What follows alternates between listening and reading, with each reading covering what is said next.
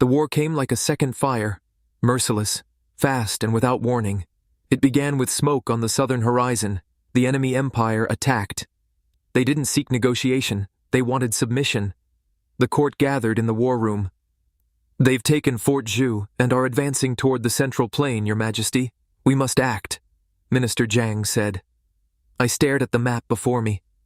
Red markers spilled toward the capital like blood. "We need General Wei," Jiang continued. Wei stood beside me. He no longer bound in chains, but the red silk robes he had once worn in shame clung to him like before. He said nothing. He didn't need to. His presence alone held the weight of storms. His gaze didn't meet mine. He hadn't spoken a word to me since I unshackled him. I looked around the room. Ministers watched me, waiting to see if I would choose pride or survival. It's true that we need Wei, because no matter what, once he was the one who ruled the war field, being the armor of the empire. "Wei, you'll lead this war," I ordered. "Your Highness, you're putting a sword back into the hands of the man you caged," a minister said. I ignored him. "Prepare the army. We march at dawn," I said. Wei didn't nod. He just turned and walked out of the room. And I followed him, knowing that I might be giving him the blade that will end me. The moonlight spilled through the windows of Qian's chamber, silver and soft. He stood still, framed by its glow. He looked like the god he once was, before I caged him in gold and called it mercy. I lingered in the doorway. "You're letting Wei fight again," he said without turning. His voice was calm, but something in it cut, like he already knew the answer. "The Empire needs him," I replied. "You don't trust him." "I don't." He finally turned. "Then why gave him the blade?" he asked. "Because he is only one capable for this fight, and that's why I'm going with him. If he turns on me, I want to be there to stop him myself," I said. His expression didn't change, not even a flicker, just that silence again pressing down on my chest. He stepped forward, until only a breath separated us. "You fear betrayal," he said, "but not your own." I said nothing, because he was right. He searched my face like he was looking for the man I used to be, and finding nothing. "You've already lost the war that mattered, you just don't know it yet," he whispered. He turned away before I could answer, and I left the room with the taste of ash in my mouth. The air on the battlefield was thick with smoke and iron. Every breath burned in my chest. Every scream, every clash of steel against steel felt distant. Wei moved ahead of me like a phantom of war. His blade carved through the enemy ranks, merciless and efficient, soaked with blood but never slowed. His presence shifted the tide, made soldiers braver, faster, more ruthless. And yet, my eyes weren't on the battlefield. They kept drifting to the horizon, as if pulled by something I hadn't yet named. A rider broke through the haze, his horse streaked with mud and foam. He barely managed to dismount before collapsing to his knees. "Your Majesty!" "The palace?" he gasped. I stepped toward him, something in me already recoiling. "What happened?" He swallowed hard. "Prince Qian, he is gone." "Qian?" "He's gone, taken from his chambers. The guards, most of them were killed before they could raise an alarm." "Where is he now?" "We believe the traitors handed him directly to the enemy forces near the border." Qian, gone, taken from me, and I had left him behind. A sickness stirred in my gut, twisting with the weight of something I had no name for. Not guilt, not fear, something worse. My voice came out low, controlled. "How long ago?" "Just before dawn, Your Majesty. They were waiting for your attention to turn." I closed my eyes for a brief second, willing the world to rearrange itself.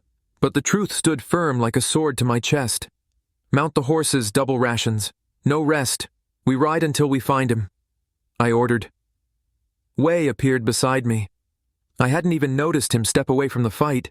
He said nothing, but I saw the tension in his jaw, the way his hand gripped the hilt of his sword.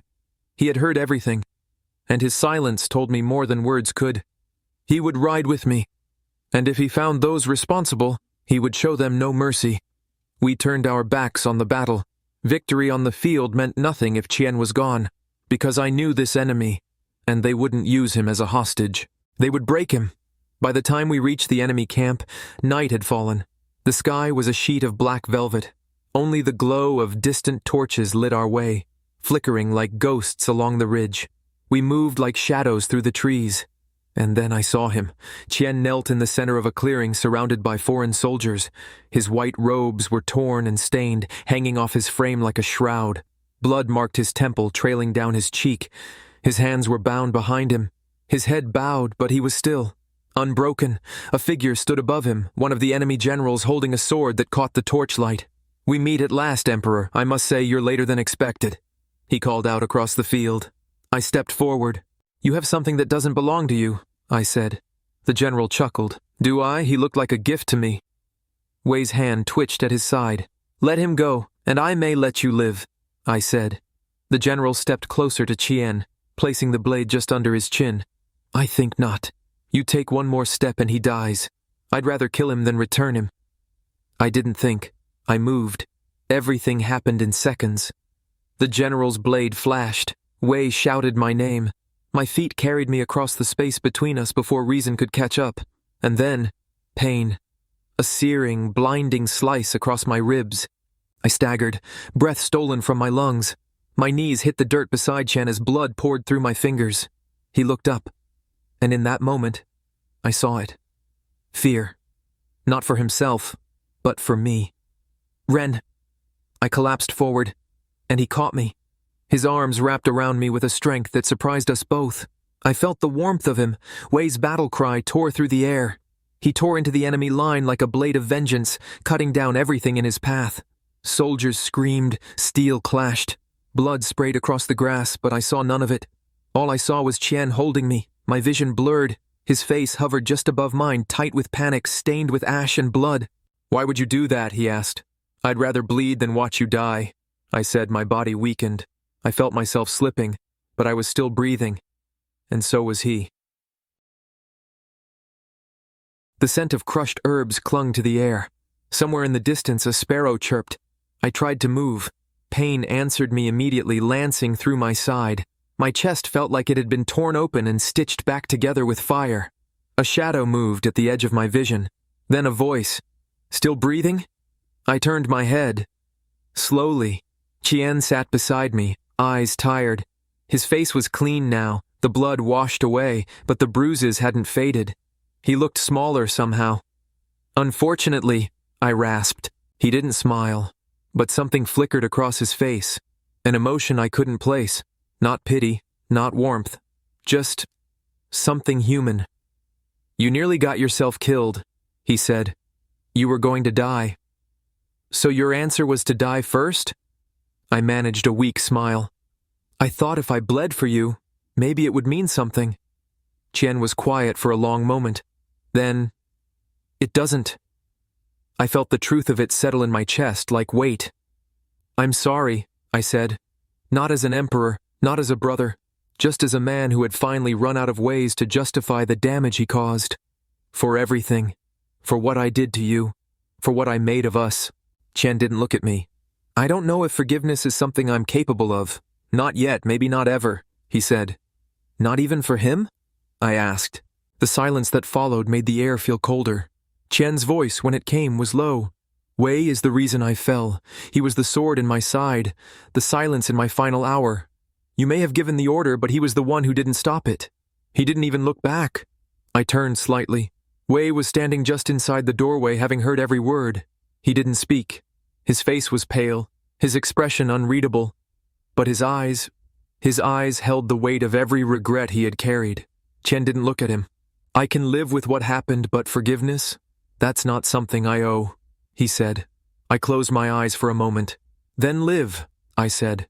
"Not under me, beside me, rule with me, not because I deserve it, but because the Empire needs someone it can still believe in."